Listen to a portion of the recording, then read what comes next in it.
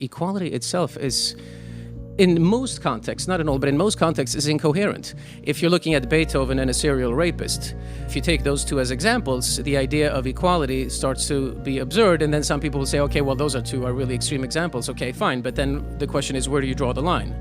You do have something higher to which you devote yourself, and I have that as well. We're both philosophers. Truth. And that gives us truth. I would say it's truth. Fine. But that gives us meaning. Most people don't have that. Most people. But why don't you can get your meaning by being a good bowler? You could get your meaning by But most people doing jujitsu. I mean, you could. I don't. 100%. But the thing is, you're still talking about a minority of the population. You have the ear of political leaders in Western Europe, and they say, "Listen, man, this situation is kind of grim. We know something's different this time. What do we do about it? What do you say?" I think that should give us courage, exposure to other people's perspectives. It's moving us in a good direction. So I'm walking to jiu-jitsu today, and some guy stops me on the sidewalk, and he said, "Your conversation with Benedict changed my life." Those are his exact words. Why do you think he said that? I can only speculate, but I think that it's probably unusual to hear such unvarnished conversations as what you and I had a couple of weeks ago there in Budapest. And maybe if I'm speculating, maybe there is a certain sense that a lot of people have that they can kind of sense something or they can feel something that is sort of true, but they can't quite articulate it or put their words on it. And if somebody does that maybe then that leads to this aha moment, possibly. Okay, so we talked about the West hating itself. What's the word for that? Oikophobia. And why do you think the West suffers from oikophobia? It suffers from it because it has actually suffered from it, as you and I have discussed a little bit in the past, kind of cyclically, because certain socio-historical circumstances develop that enable oikophobia. And right now, we are all living at a time when these circumstances are present to a very great degree. And so some of those circumstances are, in addition to safety and liberty, if you will, freedom from the threat of external enemies, or at least the perception that there is no existential threat on the horizon, those things are necessary, because the psychological need for an enemy then turns inward instead, because we all kind of need to contrast ourselves with something. It's a kind of a basic human need. And so the fact that there is nobody, the Russians aren't about to send missiles into New York City, for example, one may hope, that leads us to then turn our attention inward instead. And then there are additional circumstances as well, such as egalitarianism, at least a degree of democracy, where there is a sense that, okay, if we all have certain basic rights, then by extension that applies to other peoples as well outside of our own society, and so on and so forth. And so all of these things build up and they allow oikophobia. Early on in a society, these things don't exist, and so they're not oikophobic. Okay, is there a difference between normal run-of-the-mill egalitarianism and kind of radical egalitarianism? Sure. Yeah, so it depends exactly how intense the egalitarianism is, what you mean by it exactly, but there is purely legal egalitarianism, of course, okay, like one man, one vote, for example, which is easier to buy into. And then there is egalitarianism of a more religious flavor, which comes then with Christianity. There were precursors before Christianity. You could look, for example, at the early Stoic school, which felt that we all have something divine innate in us, and if everyone has logos, reason, which was divine, and so if we all have something divine inside, that means that there is something sacred in us. So that leads to, over time, to a development of human rights, and so on and so forth. And so egalitarianism had its beginnings a long time ago, but there's nothing more human than to take an idea too far, right? Yeah, so there's a kind of religious egalitarianism that we're seeing as well. And the religious egalitarianism is that all religions, and the cultural egalitarianism, all cultures, they produce equal outcomes, which is demonstrably false, or they're somehow, I'm trying not to include relativism in here. As I've said for years repeatedly, you can't be a relativist and an egalitarian. Right. So the West suffers from this kind of, would you say it's a self-hatred? Yes. Hey, did you know only half of you watching are subscribed? If you're enjoying the content, hit the subscribe button to keep the videos coming. Thanks. I mean, that's not the same as egalitarianism, but it's related to egalitarianism, yes. The West suffers, and the thing is, egalitarianism at some point becomes an act of compensation. Tell me what you mean by that. Because basically it stems from a certain inadequacy. That's how it's related to self-hate, in the sense that, okay, egalitarianism is a prerequisite for oikophobia, because other peoples have to be considered important and have to be raised in estimation vis-a-vis oneself. But at some point, the egalitarianism becomes so radical because one has nothing oneself to offer. As long as a people is occupied with its own production, with its own cultural and political rise, there is less room to be focused on others.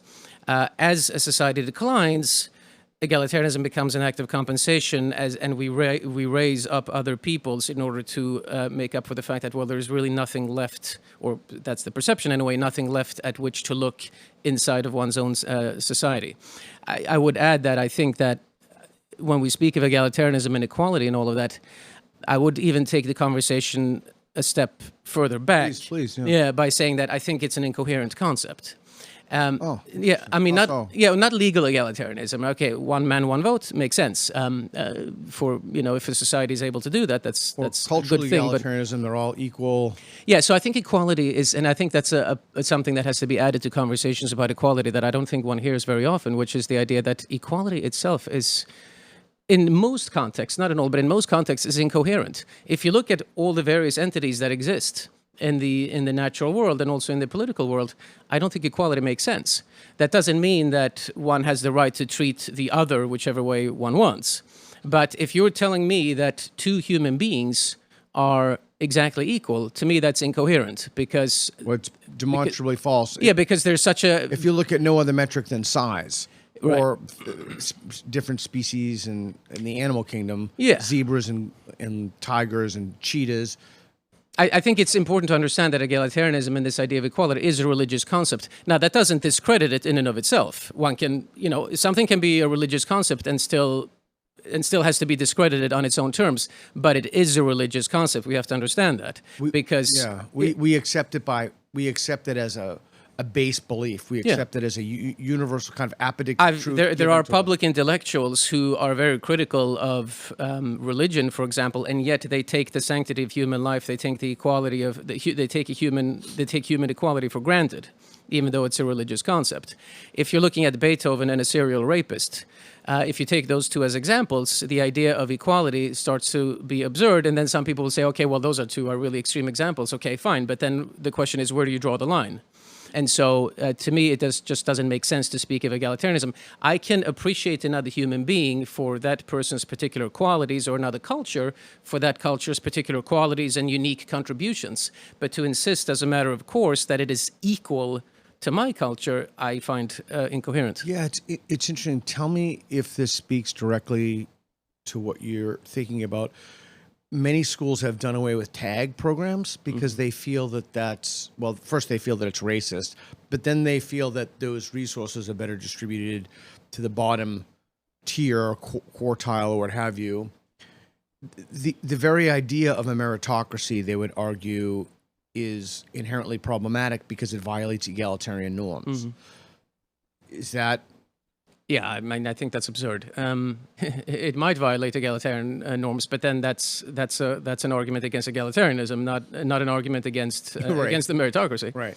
And the fact is that if everybody benefits from a meritocracy, not just those who have merit, but also those who do not have merit, if the elite, if you will, are able to develop their abilities. Yeah, one thing you said that really made me think in our last conversation was, if people are running around screaming, gas the Jews, kill the Jews, Hitler was a wonderful man, then they should be removed from the country. And in the European context, exactly, because you start that in a European context. And what really gave me pause is when you said, even if they were born there, that gave me pause. Yeah. And I don't even know, dozens of emails about that. Yeah. Tell me a little more about that. People were really struck by that. I'm curious if the emails were positive or negative, or maybe a mix of both. Yeah. Both, yeah. Yeah, I can imagine. So the reason, and this is why I just interjected briefly in a European context, because I could actually, I could make this a long answer. I'll try to keep it brief. But basically, this also goes to the fact, if I'll preface my answer with Take this. as much time as you want, man. Oh, thanks. I've seen myself referred to as a conservative philosopher, for example, publicly. And I point out that I'm actually not a conservative. Obviously, I espouse a lot of ideas that many conservatives would agree with.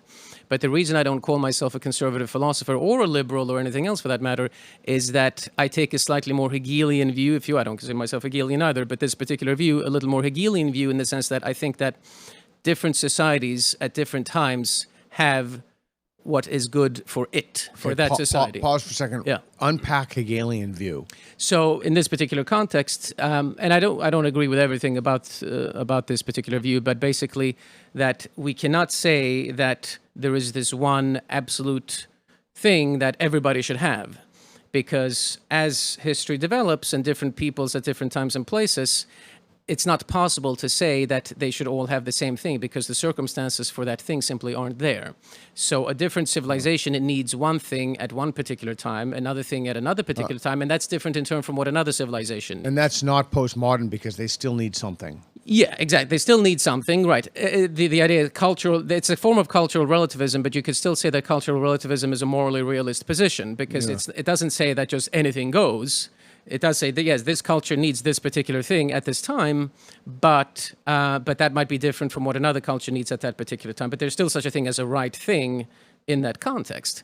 But so the reason I preface my answer with that is to say that when I say that Europeans should kick these people out, I'm not making an absolute statement about what is right and wrong, and that's how I differentiate it from the American context. But the point is, because a lot of Americans would react, and I received some comments about this as well, some Americans would say that, well, how can you say that this is an infringement of free speech? How can you say that somebody should be kicked out for espousing these kinds of views?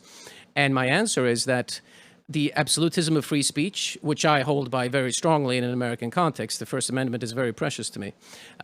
Good.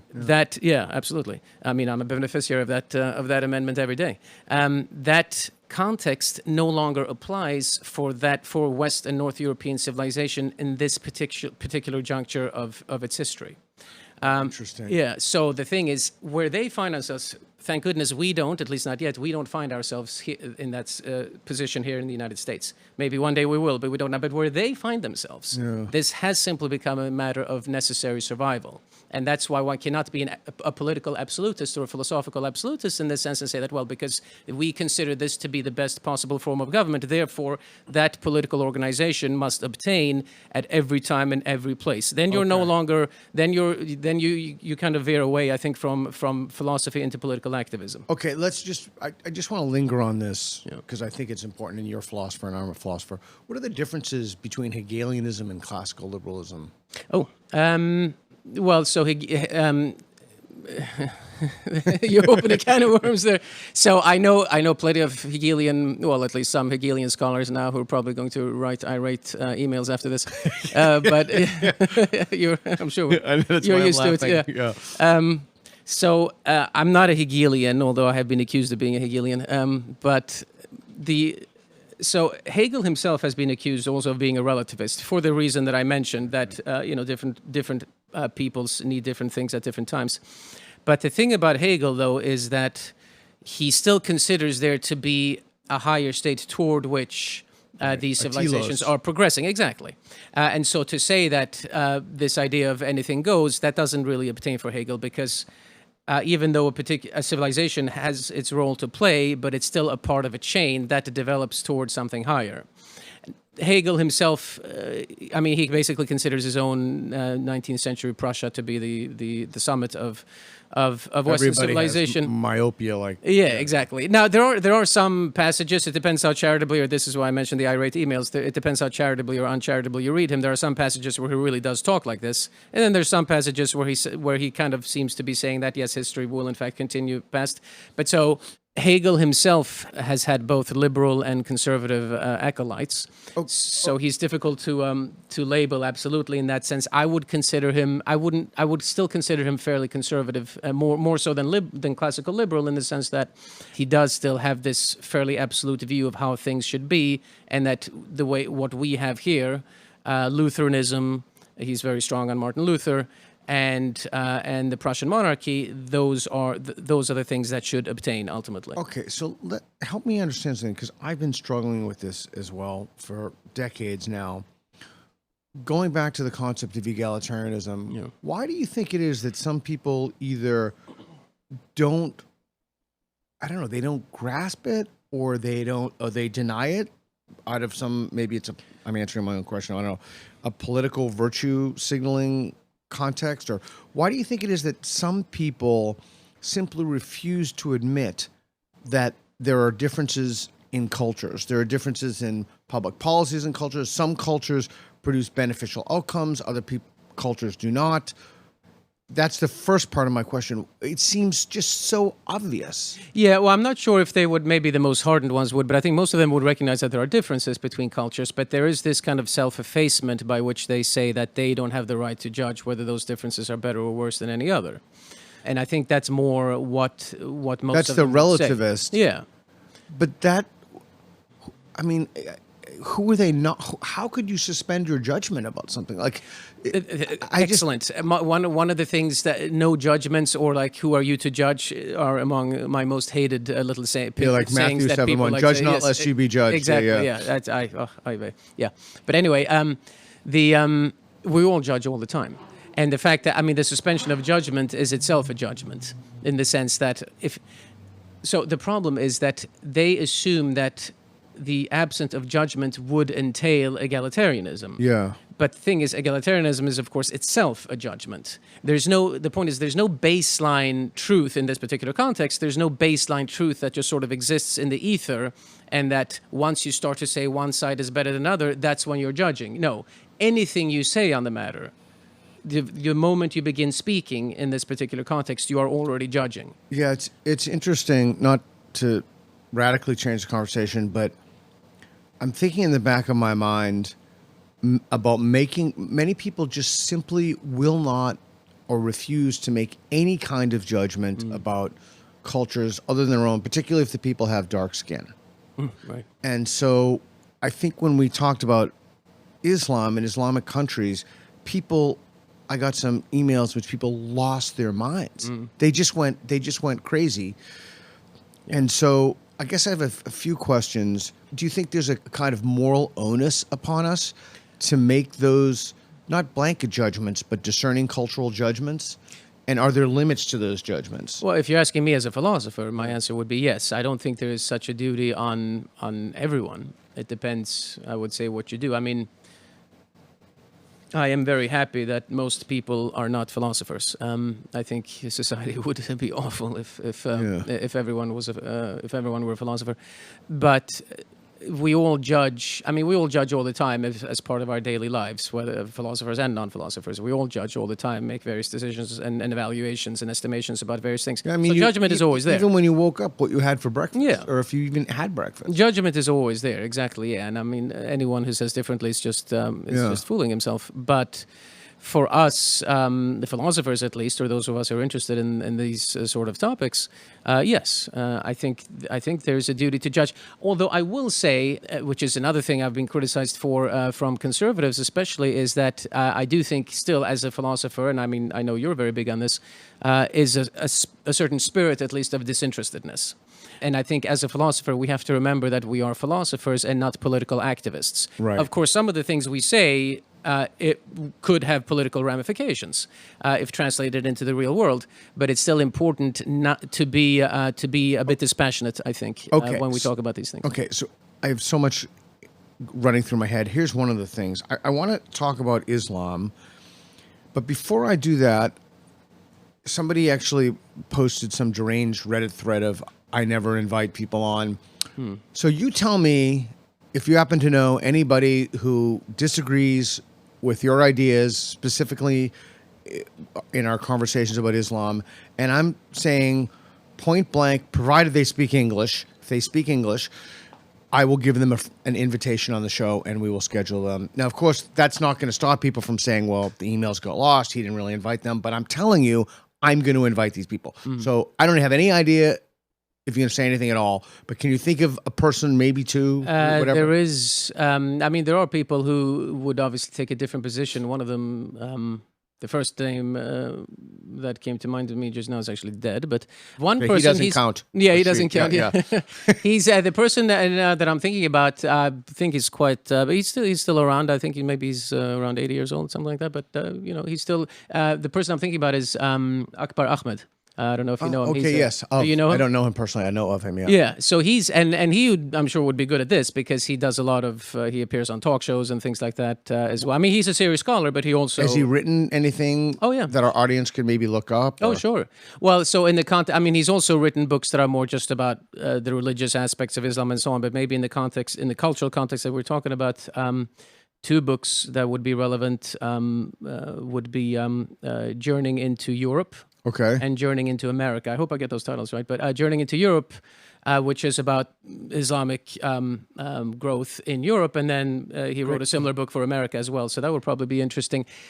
I mean, as you can imagine, I would criticize much of what he says, but at least he's somebody He has an open invitation to the show. Yeah, he's a reason. I'm sure he would disagree with me, and I certainly disagree with much of him. But he's at least like a person that you can talk to. Yeah? And then real quick, anybody else pop to mind or no?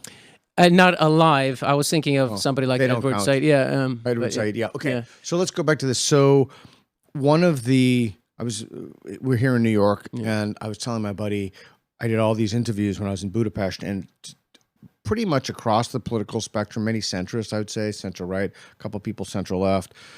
Someone described himself as a radical centrist. Every single person with whom I had a conversation told me in no uncertain terms, Western Europe is dying. Western Europe isn't doing well. Western Europe is... And one of the reasons for that is the profound rise of Islamic immigration. And so I wanted to talk about that. Okay, so just tell me your thoughts on that broadly, and then I'm going to drill down on some aspects of those, because I've been thinking about that and trying to have conversations with people across the spectrum, and they all seem to agree it is a problem and no one knows exactly what to do about it. Yeah. Well, so to recapitulate a little bit, I mean, the problem, first of all, as those who listened to our previous conversation would know, is that the religion itself of Islam, which again, of course, doesn't exclude, excluding those who are trying to reform it, but the religion itself in its still prevailing state is inimical to Western political forms. And social norms and so on, and that's why, and because Islam is not just religiously imperialistic like Christianity, it is also politically imperialistic. Unlike Christianity, I mean, there are of course some specific forms of Christianity that are more political, but by and large, it's still a lot less political than Islam. For that reason, it's dangerous to Western and Northern Europe, well, to anyone, but that's where the problem exists in its most extreme form today. Yeah, unpack that. Like, what do you like? There is why there's no render unto Caesar. In other words, like right, unpack exactly. that. Yeah. Okay. So in Christianity, again, obviously Catholicism is more political than Protestantism, and so on. There are these different forms, but if we start with Scripture, to which you referred to, render unto Caesar what is Caesar's, unto God what is God's. You have Jesus is saying that his kingdom is of another world, and therefore his followers won't fight for him. You have Paul saying that people should obey the polity of which they happen to be part, whereas in Islam, a polity is only legitimate if it's Islamic. So that's kind of Scripture, or the very early days, if you will. And then you have, of course, as Christianity develops, it branches out into various philosophers have their own particular viewpoints on the matter. Augustine, for example, considers the state and the church to be hostile to each other, really, which you can see how that leads to friction, of course, in Western Christianity, as it does. Then you have somebody like Thomas Aquinas, who's a little more friendly to the state. He has this idea that basically the church is the soul and the state is the body, and the state enables a good Christian to practice his faith. So he has a more positive view of the state.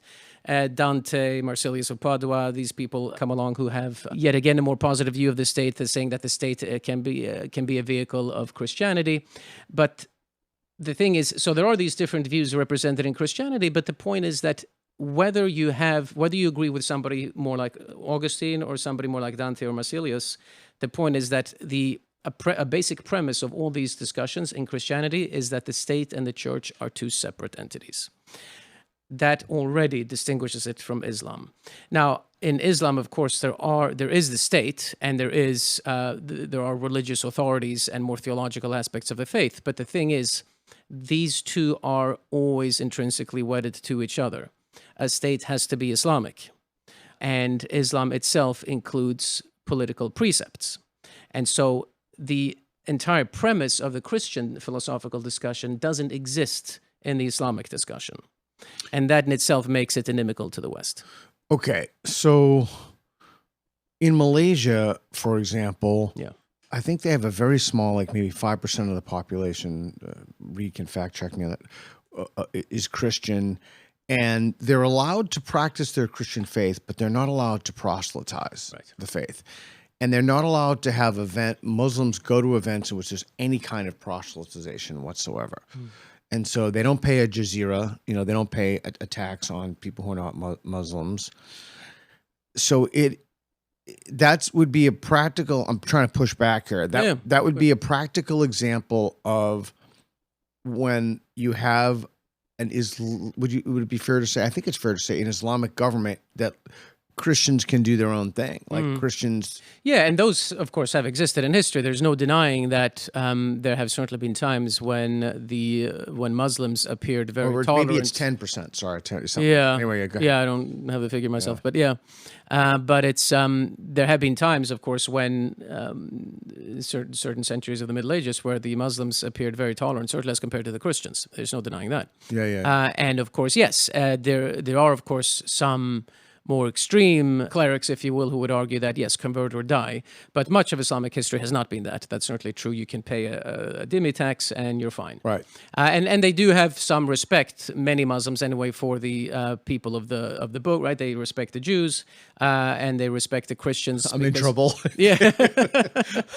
But, well, I was going to, there was a but coming at the end of that sentence, so don't worry. But so in the sense that because they consider the Torah and the New Testament also to be sacred. They believe Jesus was a prophet. They respect Moses and so on. But that's one side of it. Then, of course, I mean, you read the Quran and the number of lovely statements about the Jews are legion. So, and then apologists of Islam will say that that's only about those particular Jews at that time. That's true for many of the verses in the Quran, but it's not true for all of them. There are some verses in the Quran, some surahs that, and some passages that clearly talk about Jews in general, and it's very hostile to Jews. But so, Indonesia rather, it depends a little bit on, this actually goes to another point that we raised in our last discussion, which one of the problems about one of the reasons why Islam is inimical to the West that I raised was its Arab origins. Now, Indonesia, of course, is not Arab. There are certain countries, non-Arab Muslim countries, Turkey would be another example. Counterintuitively, Iran is actually also another example of a non-Arab Muslim country where you could see that this toxic mixture of Persian, Islam, of Islam with Arab tribal culture, they colonized. It was kind of colonization. Is not so extreme. Right. And those countries, and those three countries that I mentioned would be examples of this, where you could see that there's a little more of a hope. There's greater hope because that Arab tribal honor culture, which predates Islam, does not exist to the same extent, even though it has really become a big part of Islam through proselytization and so on, and through forced conversion. So, because if you look at Iran, for example, a lot of, not the government, of course, but a lot of Iranians are actually very proud of their Persian heritage, which predates Islam. Yeah. And so they don't feel, many of them, as strongly about these Islamic precepts that we're discussing. Turkey, again, of course, with the Kemalist legacy after World War I, they secularized and so on. That's now turning back, unfortunately. So Indonesia would be another example where you could say, okay, well, maybe there is some hope that those are places where non-Muslims could live peacefully. But the thing, most Muslims coming to Western and Northern Europe aren't are Arabs anyway. Right. So there have been times, and I'm not a historian, nevertheless a historian of this particular area, there have been times where I don't know, we're inimical to the West. So what do you mean by the West? Let's break that down. Okay, so the West is, well, geographically, it's basically Europe and North America, and then a couple of other places like Australia and New Zealand. The West is not an absolute category. There are places that are Western-ish, if you will, Like maybe Japan, South Korea. South Korea, South America, some places like that. Yeah. So it's not an absolute category. But what we mean by the West is basically, and I know it's very fashionable among leftists to say that the West is just a mental construct. Everything's a construct. Yeah. The penis is a construct too. There's a great paper As you on have that. famously pointed out. Yes, Yes, one of the greatest. Anyway, but sorry to yeah. sully the conversation. Right. Like that. Yeah. That's quite right. It's I like the freewheelingness of it. What we mean by the West is many things. Can't be summarized in a few sentences, but basically, it is a certain tradition of literature, philosophical ideas, political forms, etc., that are handed down through the generations.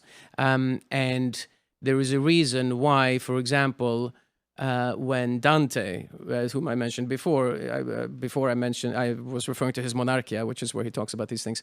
But if we look at his more famous work, his work, there's a reason why he models himself on Virgil, for example. That is the West. Or, I mean, that's an example of the West. The fact that he models himself on Virgil and not on Confucius. Okay. So when we went not on Confucius. Yeah. For example, right? So there are traditions that have been handed down. There are pieces of literature, art, etc. It makes sense. Like when I traveled to Hungary for the first time last year, this year was my second time, I was walking around in Budapest for the first time. I love it there. Yeah, it's a beautiful city, and people are very friendly. The thing is, I had never been there before. And yet, I recognized so many things. I recognized the architecture. I recognized things that I saw in the museum and so on. That's the West. I lived in the Kalahari Desert in eastern Namibia for a while. I did not recognize things there. Okay, it was very alien. Which I don't mean as a critique. It was just very different from anything that I'm used to. Okay, so that is not the West, and that's what the West means. So you kind of threw me for a little loop with Confucius, because I was thinking about if you imported millions of Chinese people into the West, would the West and its institutions remain the same? So say that that's like hypothetical scenario A. Hypothetical scenario B is what's playing out now. You're importing millions and millions of Muslims. Do the institutions remain the same? Right. Like, is it? Yeah. No, I mean, you can't bring in millions and millions of any people without expecting institutions to remain the same, of course. But that would be for different reasons. The Chinese are obviously very proud of their own culture, and if we suddenly had millions and millions of them transplanted into France, obviously the culture would change. But the difference is that the Chinese don't have, one might be forgiven for thinking otherwise considering the policies of the government, but they don't have a religious plan of world conquest, which Islam does have. A religious plan of world conquest? Yes. Ultimately, everyone should be a Muslim. The Chinese don't think that everyone should be Confucian. And there is sometimes even a certain protectiveness of one's own culture and say, well, of course, not everybody should be Confucian because that's something special. Like, that's for us. There are cultures who think in this way, but Islam is the opposite. Everyone should be like us. They used to have, I'm just thinking out loud here, they used to have everyone should be communist. Yes. Well, that's... a kind of religious... There you go. I mean, that's... communism is a Western dogma, but it's dangerous in a similar sense, in the sense that, yes, it wants to quote-unquote proselytize to its quasi-religious totalitarian dogma. Yeah, absolutely. So the idea is that, I know you're not a mind reader or you don't have access to what the elites were thinking, but they bring in hundreds of thousands of Syrians alone. I think 640 was the last figure I read. They bring in millions of. What were they expecting, that they would just secularize and everybody would be hunky-dory? So it depends whom we're talking about. Some you see some people in the commentariat who actually have very nefarious goals and who exult on X out of joy when they say something like, yes, the whites are being replaced or something like this, we're becoming a majority minority country, right? And they actually are happy about that. So that's obviously somebody has a nefarious purpose. A lot of them, I think, it's just cluelessness. An example might be like Angela Merkel in Germany back in 2015 there, when she said, this notorious sentence that she said in German, "Wir schaffen das," like we will make it. We can manage to bring all of them in, and we'll take care of it. We'll handle it, which is just this enormous naivete about other cultures. This belief, which Voltaire, Rousseau, you'll find plenty of French Enlightenment thinkers who thought the same thing, namely that deep down inside we really all think and want the same thing. I've struggled with that. Yeah, this is a Western idea, and we don't. I've struggled with that so much. You have the Enlightenment thinkers, right? Yeah. Okay, so let me push back on you. So, because I guess this is one of the things that grounds my modernism, if you will, or my Enlightenment values. Nobody wants dental pain. So, if we can all agree that nobody wants dental pain, then we have a shared understanding. We have a jumping off point. So if nobody wants the moment that you say that nobody wants X, like some kind of suffering or harm, it's kind of Richard Rorty's idea to a certain extent, contingency, solidarity, iron solidarity.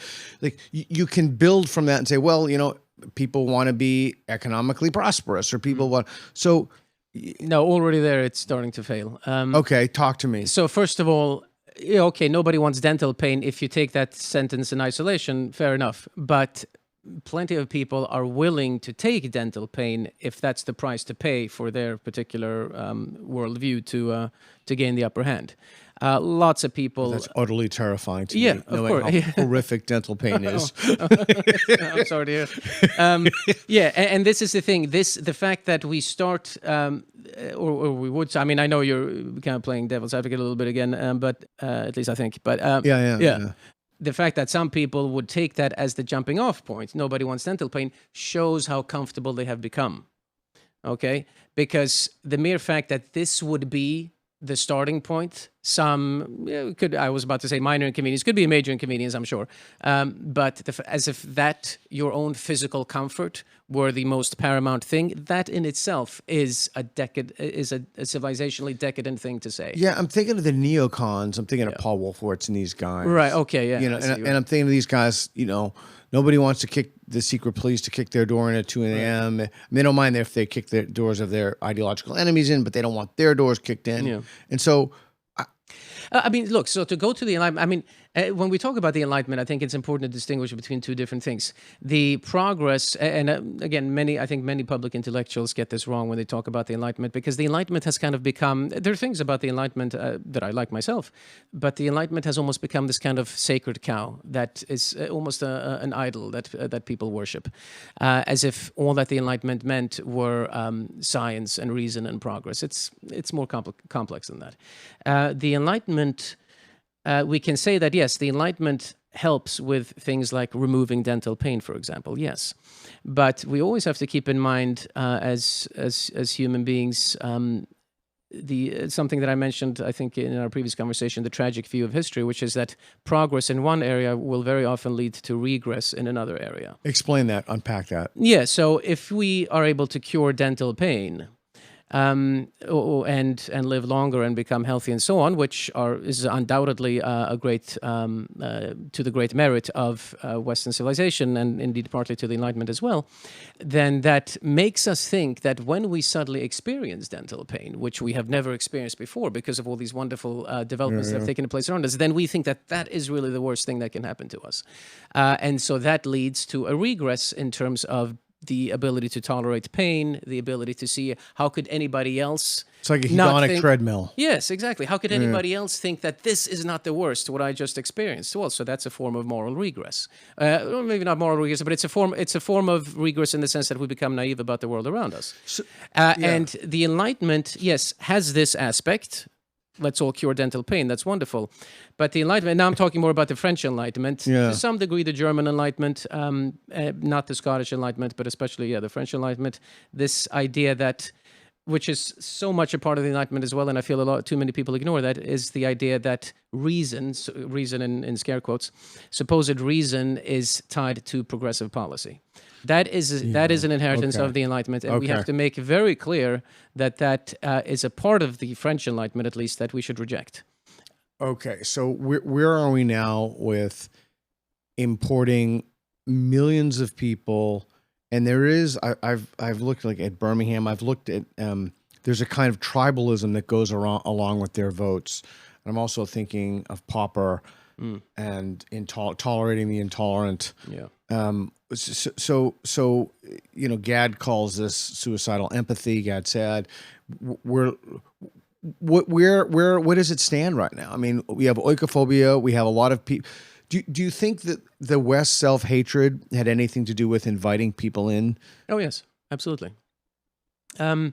It's not again, it depends a little bit. Sometimes it's just this kind of cluelessness that I mentioned, but sometimes it is this genuine contempt for one's own culture, which makes one think that having another culture replace ours is going to be for the benefit of our country. Yeah, I just want to pause you. And it's always fascinating to me that the culture that they chose to replace it. Yeah, like they didn't import 10 million Mexicans. Right. Well, I suppose we did that too, at least here in the States. But yeah. Well, no, I'm talking about Western Europe. Yeah, you know, okay, yeah. Like it's always fascinating to me that the culture they chose to. But all right, so yeah, I mean, it's the culture. It's the culture that wants to come more than any other, I suppose. But of course, some of it is also a result of the colonial history. Of course, I mean, France will have colonized North Africa, so they had a bit of a special status. Of course, people from Algeria and so on.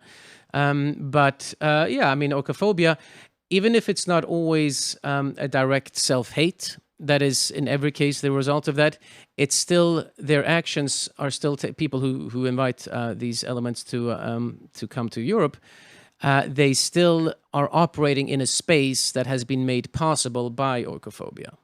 And so, yeah, because the society has, even if a particular individual is not himself an oikophobe and likes his own civilization and so on, the kinds of opinions that such a person will have, such as, for example, oh, well, this other culture here is also beautiful, just like my culture is, and we can all come together and live in harmony. He wouldn't have made such an argument if he did not live in a society where the educational institutions have become oikophobic and so on. So it's still, even if not directly in that particular individual, it is still an oikophobic society and history around him that has enabled him to say that. It was the groundwork for the preconditions that enabled the hatred of the West to bring in people who hate you and want to destroy the civilization. You're right, exactly. So then you have some individuals who are genuinely oikophobic, but then when people who do that, who are not genuinely oikophobic, they are still operating because of oikophobia, even if they don't have this self-hate in their hearts. So we have a situation now,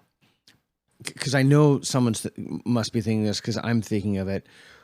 Like, what percentage of the people are we talking about? Like, when we were importing, I don't know the total number of Muslims. Like, what percentage of those people want a caliphate or want a of the Muslims? Yeah. Oh, well, okay. So now you asked a very specific question. What some caliphate? Like a lot That's of a little different. All right. Well, maybe like what Sharia law, for example. All right. Maybe I shouldn't have said that was too strong. Or want the society to mirror basic Islamic value. I guess it depends on how I say that. Yeah, so it depends. But yeah, certainly in Western and Northern Europe, it's certainly far more than half. And it just never ceases to amaze me that I don't know if it's most on the left. It certainly seems like it's most on the left. Many on the left. I don't know exactly what the qualifier would be. But there are a very significant number of people on the left who think this is a fabulous idea. Yeah. Fabulous. They love it. And they accuse anybody who questions it. It kind of reminds me of when I was at a university I will not name. When I asked people for evidence of something, they accused me of a microaggression. So instead of presenting an argument or a piece of evidence, they say these guys just hate Muslims. That's just not true. Yeah, I mean, it's very intellectually lazy. Yeah. So I guess we're in a situation now in which I'm of the West, Western Europe specifically. We've imported millions of Muslims. Many of those people are not, I don't think that they're sword-waving jihadis, or you'd see more murders in the streets. Maybe they haven't attained significant numbers to do that. But we do have a kind of crisis of, it's a combination thing, crisis of trust in institutions. We're running massive debts. We have oikophobia, people who hate their own country. We have the rise of identitarianism. We have a kind of, I don't know, post-liberal acceptance of tribalism, maybe one would call it. So where does it stand now? Where does it stand in Western Europe? Yeah, not great. I think it's when you mention these leftists who think it's a fantastic idea. Wonderful, great idea. They love it. Yeah. Can't get enough of it. It's a little bit similar to why, for example, in Europe, it's very often the younger generation, the Muslims who are actually born in the country, who are often even more rabid or radical than their parents who immigrated. It's a bit the same reason, because there are differences too, but what these two sets of people have in common, the young radical Muslims born in Europe and these leftists, is that they both find themselves in a society where there are no higher ideals toward which to aspire. Because when religion has been crushed, when you have a society that no longer believes in anything except getting a regular paycheck, and that's it, basically. This is when a society no longer believes in anything, that has to be replaced by something, because we all have, human beings are by nature transcendent creatures. We all crave something higher than ourselves. I know it sounds hackneyed, but it really is that. I don't know, man. Like, I just, I did this thing with Schellenberger, who's a good friend of mine in Sherman, and we just did this street epistemology. He's like, yeah, there are like 3 or 4 remaining atheists, like true atheists, and you and Shermer are one of them. The video, we have that online video, and maybe it's true. I just have no. Of course, there are exceptions. But I just have no desire for any I don't get. Maybe I'm just not. Maybe it's like tasting litmus. My old boss said. I would remind you though, and I say this. I say this to myself as well, that you're a philosopher, which means that you already have something higher. It's that higher thing that you have isn't God or an organized religion or anything like that, but you have something mental. You have something intellectual, which is something higher. Right? When I say something higher, I don't mean necessarily in a religious sense. But the point is, you do have something higher to which you devote yourself, and I have that as well. We're both philosophers. Truth. And that gives us truth. I would say it's truth. Fine. But that gives us meaning. Most people don't have that. Most people. But why you can get your meaning by being a good bowler. You could get your meaning by I don't know, But most people doing jujitsu. I mean, you could. There's I don't 100%. But the thing is, you're still talking about a minority of the population. Most people don't have any such meaning. Yeah. So that's the substitution hypothesis. The idea is that when traditional religions go, yeah, so but maybe Islam is substituted for that. Yeah, and now because the thing is, these young Muslims, they notice they don't respect the society in which they live, because they notice that the society in which they live don't believe anything, and so they are attracted to the religion of their parents, and they become more radical. And these leftists as well, they don't know that that's what's happening, but they don't respect their society because we also don't believe in anything, and they see this strong culture come in that has beliefs that seems and that's Oriental, and it seems interesting, and so on, and so that becomes more attractive. When it comes to this, and they have brown skin, so they're noble. Right, exactly. A bit of primitivism there as well, homophobia. When it comes to the what you call the substitution hypothesis, I mean, philosophers have talked about this for centuries. I mean, you could read, and I will including anti-religious philosophers. So I would mention Machiavelli is an obvious example, but even Voltaire and Nietzsche. There are many others, but the reason I mention those 3 is because those 3 cannot be accused of being friends of religion. That's certainly true. Right, exactly. Right. And yet they too clearly recognize that religion is the glue of a society, and that if society collapses, if a religion collapses, it will not. It's not going to lead to reason or anything like that. It's going to lead to these other problems. Yeah. So Christianity is, and I'm constantly getting shit from people, constantly. This is your fault. You caused this. Right. New atheism caused this. I can tell you this is structural. I mean, obviously, individuals can still have. Individuals influence these things, of course. But the point is, and this is part of what the history of Oikophobia teaches us as well, these things happen structurally. Right? There was no Peter Boghossian in the late Roman Empire, but this happened to the Roman Empire as well. This happened in 4th century BC Greece. Like Plato complains about there being atheists everywhere. Right. So this is something that happens, to societies. So the traditional religion of Christianity has faded. Reed and I were just in Berlin. No, I was just in Berlin. He was there, and I went to a church that had been converted to a bar, which was kind of cool. But so these structures have faded, and then we have imported. Again, we being in the West. And I don't know what the total Muslim immigration is. I'm sure that it's significantly larger than it's reported because of illegal immigration as well. Yeah. And so what is so you're concerned? Yes, of course. Well, I'm concerned, yeah, because I love Europe and because I love the West. I mean, I'm from Europe myself originally. I was born there, and I've lived in many European countries, and not just, I mean, there are people who weren't born there and they're still concerned, but this is our civilization. Yeah, so just speculate for a second. So once we increase the numbers of Muslims because they're also having kids at younger ages. And again, this is just, total speculation. And then they start voting in certain policies that are inimical to Western civilization, particularly around homosexuals or what have you. At what point does the left, and I use that broadly, just say, geez, I don't know. I mean, the Danish left have done that. Yes, yeah. A social democrat of all people, the current prime minister. Yeah. Yeah, she's... So do you think there's a point at which people are going to say, or do you think, I was thinking when Reed and I were in the in London for the Palestinian marches, I wonder if there were wide-scale riots, like true civilizational Civil War kind of riots, if many on the left wouldn't, because of oikophobia, wouldn't love this. They wouldn't think, they'd think, oh, they get their comeuppance, this is fantastic. I don't know. I mean, can you speculate?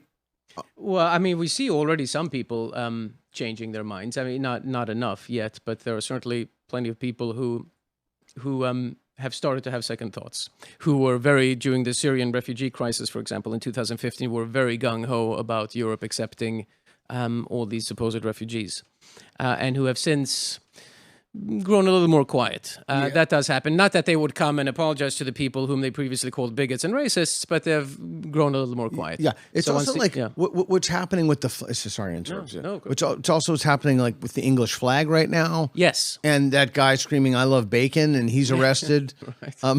So the funny thing about England is that we mentioned this in our previous conversation, that things look worse in England than in most other countries. But paradoxically, for that reason, not for two reasons actually, but that's one of the reasons why paradoxically I'm actually a little more optimistic about England, precisely because things have become so bad now. You see people are actually starting to rise up, still in fairly limited ways, but there is the whole Reform Party. The Reform Party. I was also meant to, like, the spreading of the English flag, and so on everywhere, like, which we haven't seen in other European countries so far. Okay. There is a backlash. Okay, so I got a lot of... I don't think you understand the true number of emails that I had because of our last conversation. But I got a lot of emails of just really angry emails at me because I said, this is your fault. You voted for this. Yeah. You have nobody to blame for yourself. And do you remember the moment in our conversation where, like, your cigarettes? You talked about cigarettes, and I'm like, yeah, I was thinking. Oh, yeah. I was thinking, that's exactly what I was thinking. And then I actually put something on Grok. I used Grok and put it on X, something like, if somebody smokes cigarettes and they get lung cancer, should they be surprised? Right. And then somebody, people are like, oh, well, you can get lung cancer from not smoking. Okay, great. You get, right. But. And then people are like, we didn't vote for this. We that's right. But okay. So I want you to talk to that. I want you to speak to that, but it just seems to me you in a like if you were in an autocracy, you could say, well, geez, I didn't have it. But you live in a democracy and you voted, and I don't understand why everybody's so mad at me for saying you could have voted somebody like. What am I missing? Because a lot of people are pissed off about it. Right. So I'm not trying to be diplomatic here, but I would have one answer that's more in their favor and another answer that's less in their favor. Okay.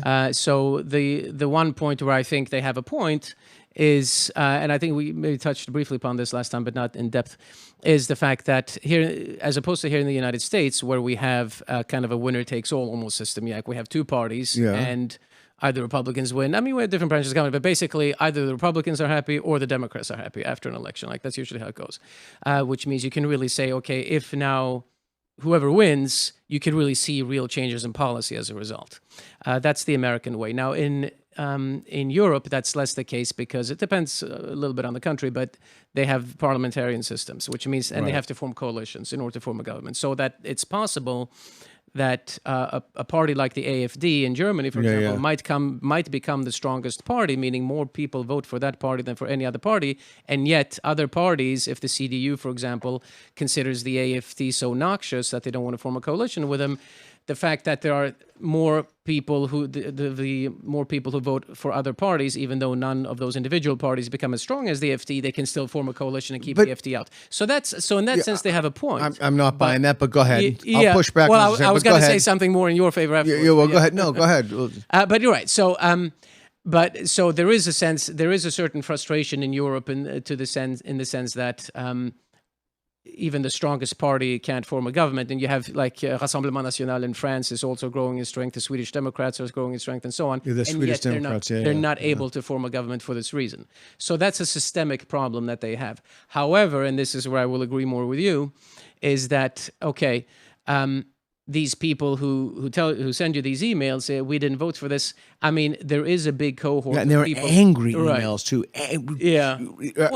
They're livid with me. Yeah. Okay. Yeah. There is an understandable frustration. I mean, if I lived in France or Germany, so which I have, I would be frustrated with the situation, of course. But the fact of the matter is, when they say we, well, some of you, yes, but there are still a lot of people. I guess maybe now I'll get angry emails, but there are still a lot of people who don't agree with them. There is still a sufficiently large number of people in Germany, in France, and so on who will continue to vote for the socialists. Well, then they get what they deserve. Right. I mean, well, the one thing I would say, I mean, what goes around comes around. I live in New York City, right? So maybe very soon I'm going to have a Muslim communist mayor.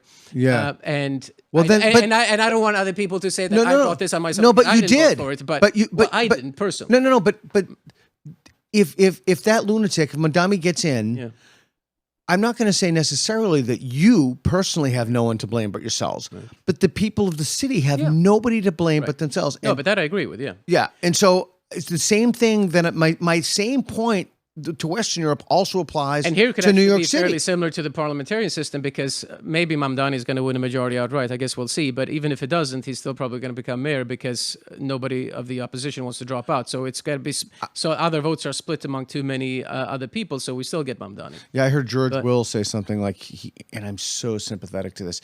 He kind of wants Mamdani to win to see the damage that he can do. Yeah, but the problem is that once he gets in. And if he's able to discharge some of his policies and the city starts to be, I mean, like, look, how many times are we going to try this before we say, try it didn't work? That they're going to blame, I would literally bet you an orifice on a leg, a limb, anything you want, I would bet with odds that people say, it was the alt-right, it was the far right. It was the far right. You know, there was a vast conspiracy against this guy. But the thing that and I really do, there is a beauty and a perfection of someone smoking cigarettes and getting lung cancer. But there is a beauty. But what I don't want is a federal bailout. No, I agree with you. I mean, I live in New York City, but I myself would be against the federal bailout, even though that would benefit me because I'm a strong supporter of federalism. I don't want a bailout for California or for Oregon or what have you. So then I have to play by the same rules. No bailout for New York. I agree with that. But the reason I would push back against somebody like George Will in that statement is that if we could say that we could reach a higher state, never again communism, if we went then through that this would be a price then worth that would paying. be a price worth paying. But the thing is, this puts too much faith in I mean, I don't know exactly what he said, but this puts too much faith in human society. It's not the case that, now we had this mistake, so maybe we'll get a little bit of a moderate afterwards, but this is going to come back. It's not like it's never going to solve itself. So to say that we should go through this, I think doesn't. I don't think that holds water. I think my larger point holds. I'm not just saying this about Europe. I'm saying this about any democratic. If we elect this guy, I say we. I'm not in a vote here, but Okay, so what does... Well, in Europe, I would differentiate maybe between the Mamdani situation that in Europe is also that when it comes to Europe, that also has a whole geopolitical dimension, which we haven't really touched upon. But so that's something... Okay, give me a little bit of that first. Well, so, I mean, if Mamdani becomes mayor of New York, that's terrible for New York, but it will be at least fairly contained. Maybe he'll inspire other things, beyond New York. Like that's Minneapolis. Yeah, and exactly, others, right. So in that sense, it would be negative also, but at least in terms of what he can actually do, it would be limited to New York City.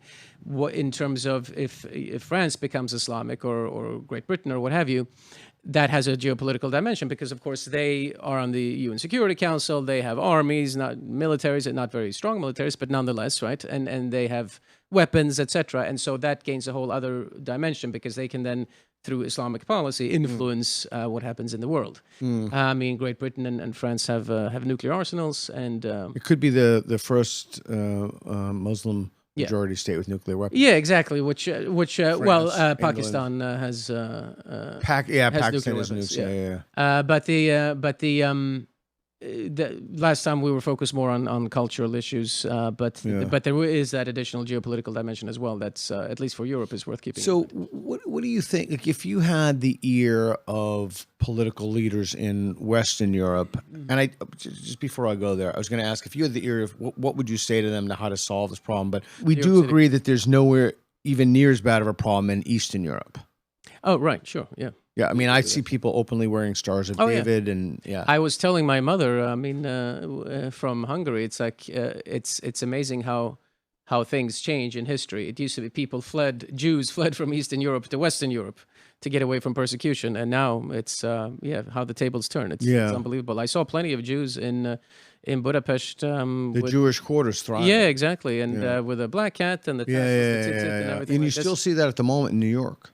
In New York, New York is still very Jewish, but I mean, Paris, Brussels, London, that's a different story. Yeah. I mean, in those cities, there are still certain specific Jewish areas where they still feel pretty safe with their attire and so on. But in those places at large, it's a big problem. Yeah. So you have the ear of political leaders in Western Europe, and they say, "Listen, man, this situation is kind of grim. We're freaking out about it. We can't publicly freak out about it, but and just as an addendum to this, virtually every single person I've spoken to in Western Europe, virtually all of them are pessimistic, like extremely. And I know that there's a kind of flavor of pessimism among Europeans, and Americans are kind of more optimistic, but it feels different to me this time. So you have the ear of people, and of Western political leaders, and they say, listen, this situation has really gotten out of control. The people feel it. We know something's different this time. What do we do about it? What do you say? Well, the first step is to close the borders to Islamic immigration, not necessarily to any immigration, but certainly to Islamic immigration. There has to be, you institute a religious test, or if that's too complex, simply said, from these countries, nobody gets in. Doesn't matter if you have a mother or a brother or anything like that. Even if you're like gay people? No. Oh, gay Muslims. Look, you could be able to say, okay, well, this particular Muslim, because he's gay, he has completely abandoned his religion, and so he's therefore safe. But the thing is, I mean, as a practical matter, that would probably be difficult to do. See, that was my idea decades ago. We just take all the gay people from. No, I mean, I'm totally serious. Yeah, no, I understand. We just take them all in. Yeah. We just take them all in. I mean, problem solved. Then no one accuses you of being biased against brown people because you've got millions of gay Muslims in there. And then they're going to have children who will be very straight. How's that going to work? And who? How are they going to have children? Well, nowadays anybody can have. Well, yeah, but and who will be raised and who will hearken and yearn for the religion and faith of their forefathers? No, it's too complex. You shut down the borders from those countries. Doesn't matter if you're gay or not. Yeah. You just shut it down. It is not the responsibility, and this goes a little bit to the equality part of our conversation. Obviously, if a person is born in Syria and he happens to be gay, That's very tragic for him. Oh, Yeah, I mean, I would not want to be that person. He has all my personal sympathy, but it is not the responsibility of the West or of anyone to take in that person. It's not. And this is why we have to get rid of this kind of universalist ethos, which is also Christian, by the way. So I'll give you another example. I mean, I was speaking to a friend who was talking to me about Gaza and who kind of agreed with the Israeli position, but said, what are we to do about these, about the innocent children in Gaza who did not, choose this? And I said that the we in your statement, already there you've lost me, because this we in your statement, what are we to do, assumes a Western universalistic egalitarian ethos that we have to get rid of. This we does not exist. It certainly doesn't exist to them. It doesn't exist to the people you want to help. Why should it exist to you? Because if it did, they'd be taken in by Jordan. Okay. No, but I mean, if they had the we. Oh, I see. Right. Yeah. Yeah. Okay. Right. But so, Jordan, at least Jordan, you could say that there are cultural ties and religious ties and so on. So if anything, yeah, they should take them in. But because I'm saying, like, if there were persecutions in Canada or something, I would say, okay, we'd probably take in Canadians because we have these cultural ties with them. We're part of at least the larger macro civilization, if not the micro civilization. But this, again, and I think this is important for us as philosophers to do as well, to not accept every premise of every conversation that is being had about these issues. We have to take a step further back and say, well, why are we accepting the premise of the we? Why are we even assuming that this is a concern of ours? Again, it doesn't mean that I'm callous, that I have to be callous and that I can't have sympathy for this gay person in Syria. And I know my sympathy isn't going to help him. I'm not naive about it. Obviously, he doesn't care about my sympathy because it doesn't do anything for him.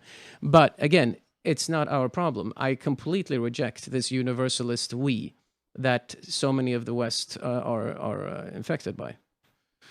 Yeah, there's something that doesn't sit right with me there.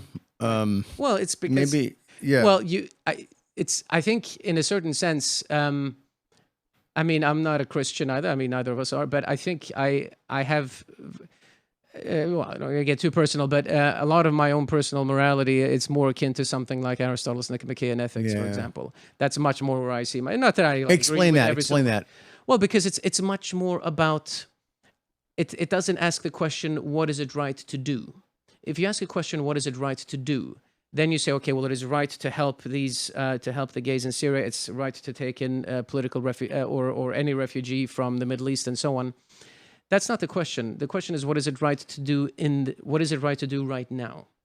That is to say, questions of right and wrong are very important. It's certainly not a moral relativist, but it means that we are focused on our own area. What is it right for me to do now as a noble gentleman in this moment, and not to have this kind of universalistic understanding of right and wrong, saying that, okay, well, because human beings all have integrity and equal worth, therefore it follows that I have to help this refugee from Syria or the supposed refugee from Syria. That doesn't follow at all, because morality takes on a much more limited sphere, which I think is useful for human beings. So what about this framing?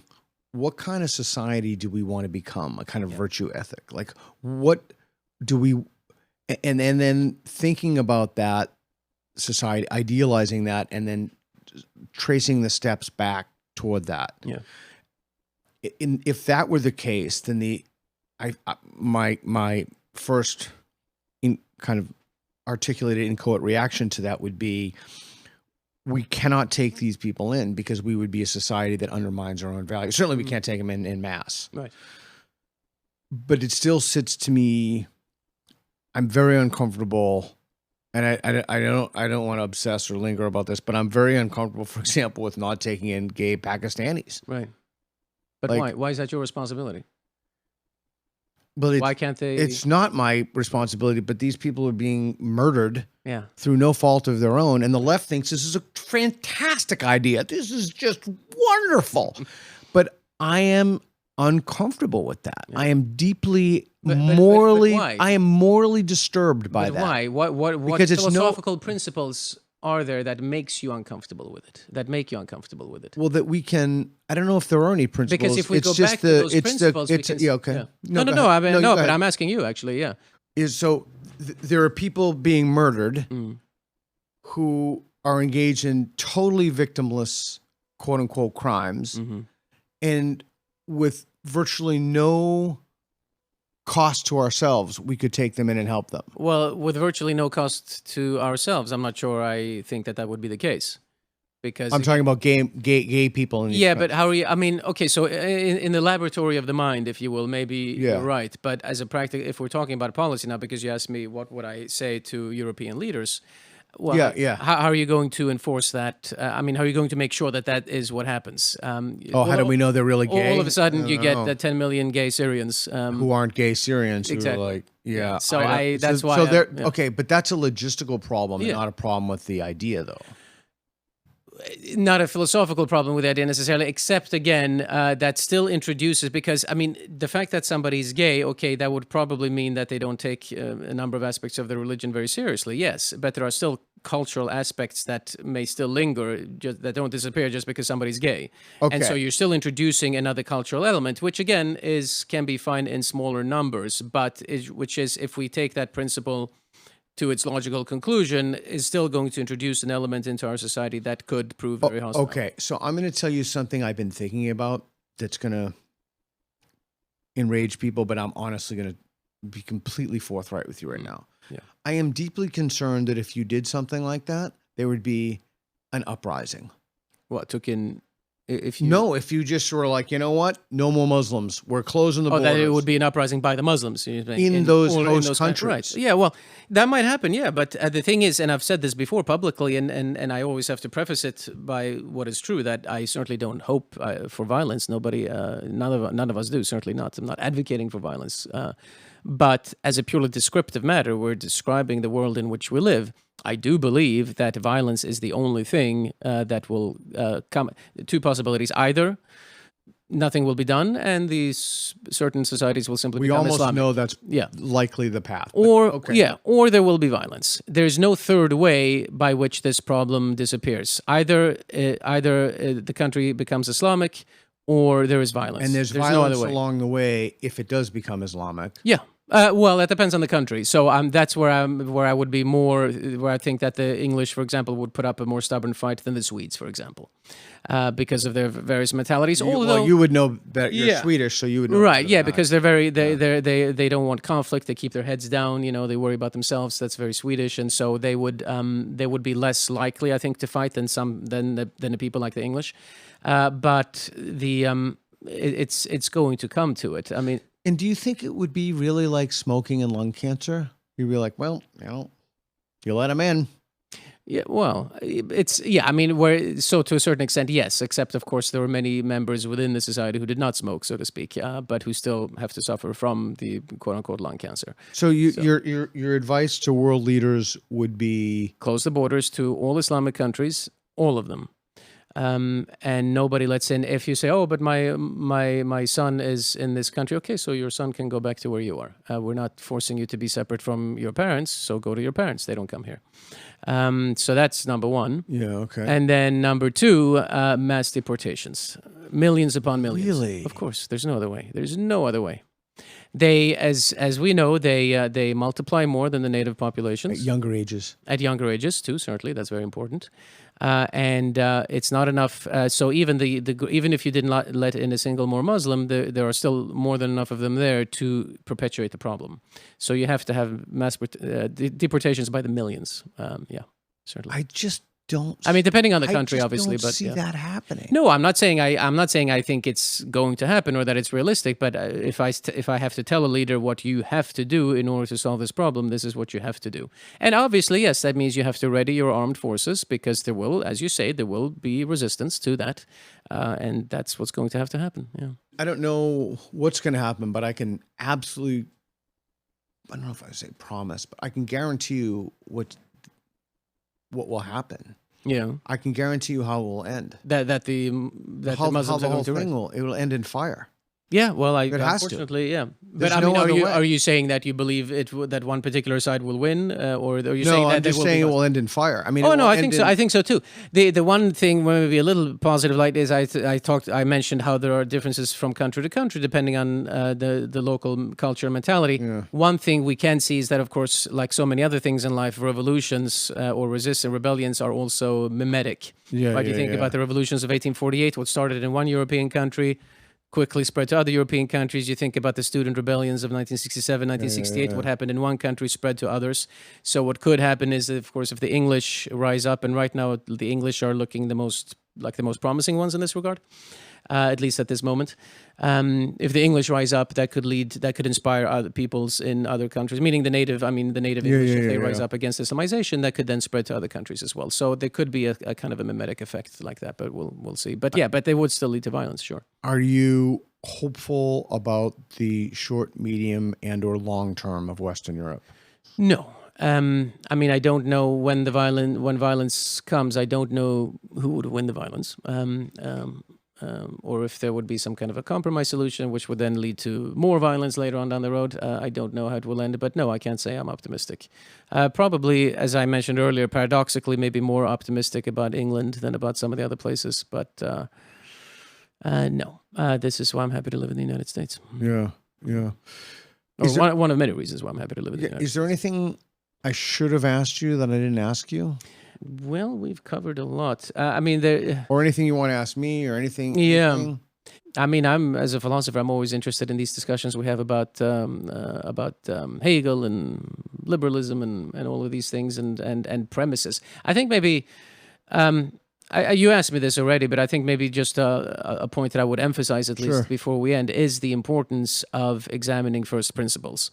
Okay. And when you're having a conversation with somebody, it doesn't have to be just among philosophers, but just people who are interested in politics that are speaking with each other, and this I would say especially to conservatives speaking with non-conservatives, but to others as well, that do not necessarily accept the premises of the conversation that's being offered to you.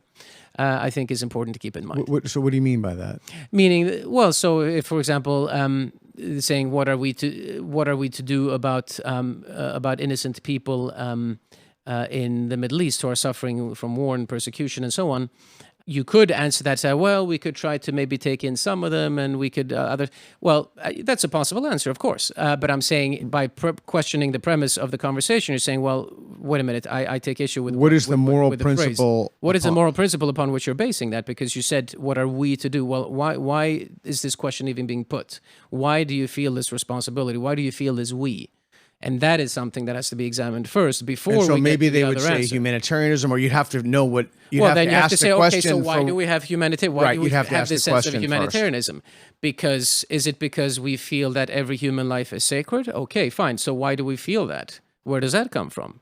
Well, it comes actually from Christianity, and it comes from Stoicism. Even and so remotely possible. Of right analysis. I mean, they. 40% of the people think that the sun revolves around the Earth. They're going to have that level of analysis. But probably most of those people are not watching this show, I would imagine. True. We have extremely smart listeners. Yeah. So I would say, that's something that's important to keep in mind. To always question, not always necessarily reject premises. The premises might be sound, but at least to question the premises before one has that conversation. Dr. Benedict, thank you very much. Where can people find your work? BenedictBeckeld.com, and I'm on Benedict Beckeld, my name everywhere. It's on X and YouTube and Facebook and so on. Cool. Thank you very much for the forthright speech. And always a pleasure. Thank you.